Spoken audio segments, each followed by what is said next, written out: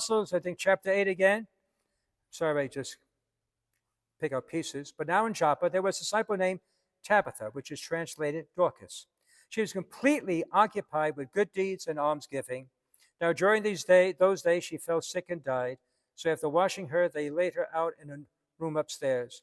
Since Lydda was near Joppa, disciples, hearing that Peter was there, sent 2 men to him with the request, "Please come to us without delay."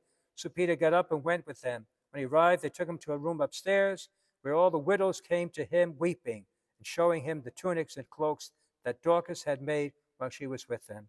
Peter sent them all out and knelt down and prayed. They turned to her body and said, "Tabitha, rise up." She opened her eyes, saw Peter, and sat up. He gave her his hand and raised her up. And when he had called the holy ones and the widows, he presented her alive. Sort of very mindful of the healing of Jairus' daughter back in chapter 5 in Mark. But Jesus took Peter, James, and John. Peter saw Jesus do it, so he prayed.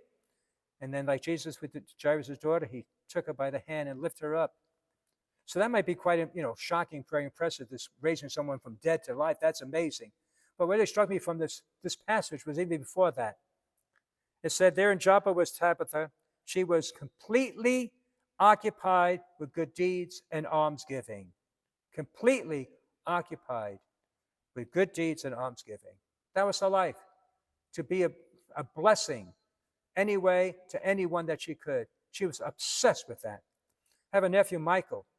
He's obsessed with music. He's a musician, teaches music at school there up in New York. But I tell you that before he got married, he lived down my sister, his mom's basement, and just lost in music. That's all he wanted to do was music.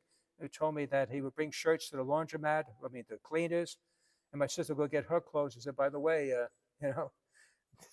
these shirts would have the same last name. He forgot about them. He was absent-minded. Nothing mattered to him. And he knows his music. Oh, that's his life completely. So he is where he should be. So I wish I had the same attitude for doing our mission. Hope you had the same attitude too as well. Not for music, but for God, to do good deeds and almsgiving. This is what should drive us, compel us to spend a life for others. This is what God has called us to do. And the more you do, the best you'll feel about yourself, contentment and joy, and you'll honor God and be a blessing to others.